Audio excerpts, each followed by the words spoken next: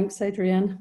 It's my utmost pleasure to be the one to present this award to Sally Holligan. I realised I didn't know much about Hedges Capers, but thankfully Robin Fryer again directed me to some back copies of the script where I could find an obituary for Hedges Capers and indeed the beginnings of this award. So from what I can gather from a script from 1986, he was an incredibly loving and important guy who made a tremendous contribution to a lot of people. Yes, he did. So the beginning of the script article about the award was how to honour a gentleman. And from the obituary, I can see that he was very much a gentleman. So there are many parallels between Hedges Capers and our recipient tonight. She has such a gift of gentleness and grace, and she has a very powerful impact on the people that she meets, alongside a very gentle touch. So the award was designed specifically to recognise members who have served in other capacities other than serving the organisation or making theoretical contributions. It's the recognition of those who make significant sacrifices to benefit humanity. So Sally is just that person, though I doubt she would recognise what she does as a sacrifice. When I interviewed Sally for the script in 2017, I asked her about her deep involvement with a man on death row and about her regular visits to refugee camps in Athens and in Paris. And she answered, I have a pull to understand the extremes of human experience and how people cope in desperate situations. And then she added, these are people who've been given the message that nothing about them is worthwhile or welcome. The door is closed. There's no offer of hope, no possibility of a pathway forward. Sally not only brings poise, grace, and profound humanity to everyone she has a steely determination and a conviction that it's always too early to give up hope. She is indeed a recipient worthy of this award, and I'm delighted to be part of a community that honours her in this way. Well done, Sally. Congratulations. Sally, Can't see her. yeah, well, I think when she starts to speak, you will. Sally, we invite you to come out from all these faces here and allow yourself to be seen. Thank you, Adrienne. Thank you so much, Steph. Just unmuted myself. So I'm going to stand up to receive my certificate from this lovely man here. Oh, fabulous. Congratulations, Sally. Thank you. So, thank you. Lovely. Let me just move the camera. I'm actually going to stand up while I talk to you all. Thank you. This is a precious, treasured acknowledgement of work that is definitely very dear to my heart. So I would like to begin by thanking Steph Oates, Sue Eusden, and the Transformative Edges group. Also Liz Heath's supervision group. Not only did the member of both of these groups nominate me for this award, headed by Gemma Mason, thank you, Gemma. They're also both groups of compassionate, warm-hearted women who've received me back after my trips both to death row in Texas in June 2017 and from the streets of Paris and Athens each year since 2016. They've listened fully to my stories and experiences of such pain and courage from the amazing individuals I've met and worked with on these trips. Thank you, women. The quality of your listening and feedback has led me to know in a far deeper way the impact on me of these journeys. Thank you to each and every one of you.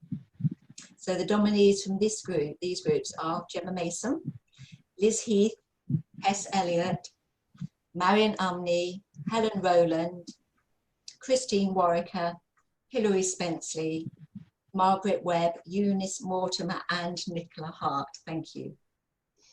Just as importantly, I'd like to wholeheartedly thank Angie Jackson, a homeopath and my partner on all refugee trips, without whom this project would never have got off the ground. Thank you, Angie, for your practicality, commitment, friendship, emotional intelligence year after year. Thank you for being my fellow adventurer. Thank you to William, my husband, who has supported and encouraged me in many ways as I've headed off and arrived back from these trips.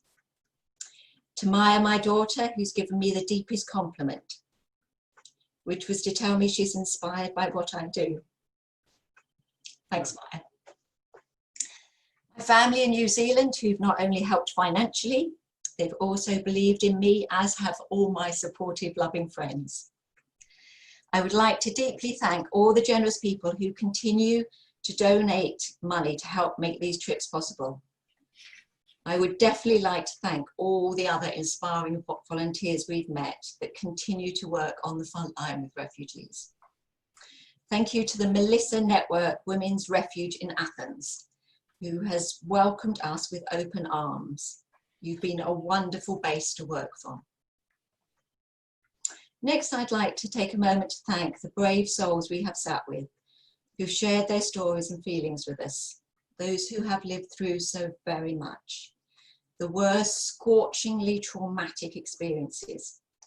They've taken us deeply into the realization of what a human spirit is capable of surviving. I'd like to name two of these people.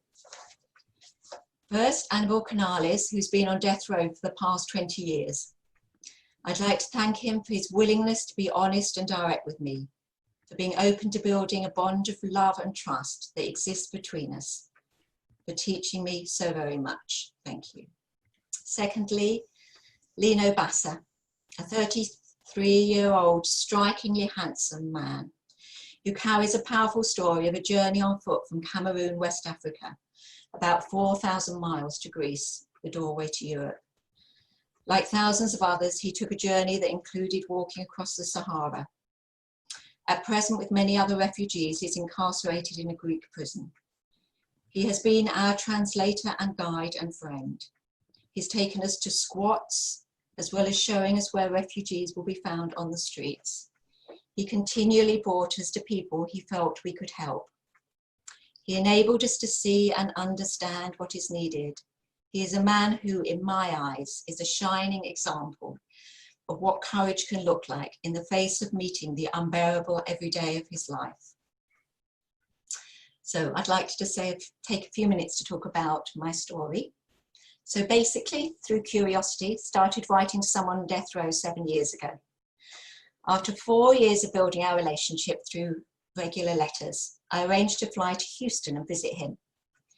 Because I came from overseas, I was given 10 hours of contact time, 1 2-hour, then 2 4-hour visits. We spoke on phones through a glass window.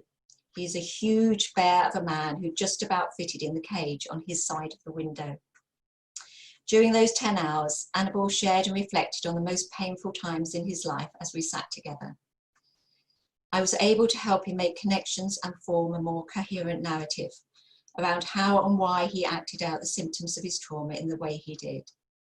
We still write regularly. From tiny acorns grow strong oak trees. Over lunch with Angie back in 2016, we hatched a plan to travel to Paris to meet and see if we could work with some of the refugees we heard were on the streets there. We were aware we both had complementary skills that could work well together. This has proved many times to be true. This first trip was a huge eye-opener and has led to many other trips. Speaking to my supervisor before the initial journey, we discussed what I could offer to people still living in such traumatizing situations. We spoke about simple kindness and compassion. I've since experienced how profoundly important these things are when people are dehumanized, ignored, treated with contempt and aggression. I'm often touched by how deeply grateful the people we meet are. when they realise we genuinely want to help. So we sit with them on the streets and we listen. You've probably heard about the sheer quantity of people fleeing war and cruel regimes, undertaking perilous journeys, desperately trying to pass through Libya, hoping for some safety in Europe. They pay smugglers for a place squashed onto not fit for purpose rubber dinghies. Often pushed back as they approach Greece, they're denied a way forward and many don't make it. The lucky ones reach overcrowded camps on Greek islands that are desperate places. The people we work with have made these epic journeys. They've come through these camps which sound like hell on earth. More than once, Angie and I have returned to our Airbnb and cried together. It feels impossible to describe the power of hearing these heartbreaking stories directly from those who have experienced such horrors. Another aspect that never fails to touch me is seeing how, if allowed any opportunity, these people will seize it, showing great creativity and ingenuity, making the most of any possibility. How strong in them is the instinct to find new life. The human need for some level of hope is as strong as the need for food and water. We meet people with so much to offer, skills and potential, as well as desperate desire to belong, participate in society. As therapists, we know so well the instinct to attach. Not being allowed this or any possibility of a new start, they wait. Year in, year out, becoming more and more alienated. In Europe, we hold thousands upon thousands of people with no way to go forward or back, caught in a tortuous, endless visa system. They're excluded, powerless, in an awful kind of limbo. This is a crime against humanity. And yet, we are met with smiles, warmth, and affection.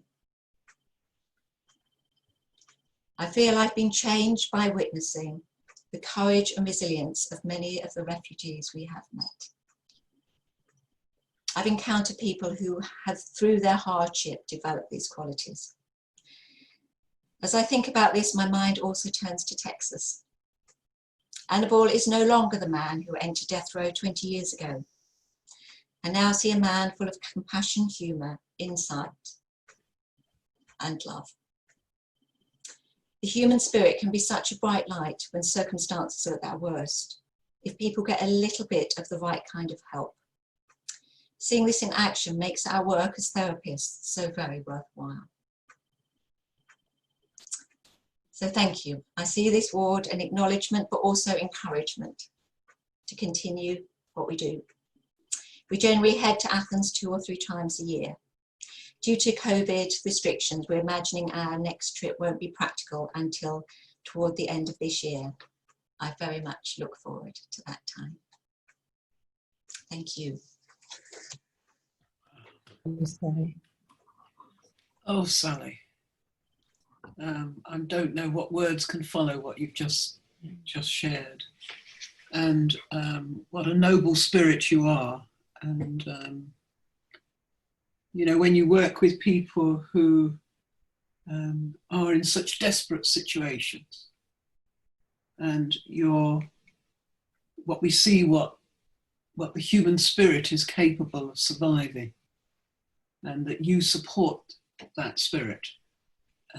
I hope that you've inspired many people. You're certainly inspiring me to be more active and to help those who are in such plight. So I personally honour you. We all honour you, Sally. Thank you for your work. Thank you, Adrian. Thank you.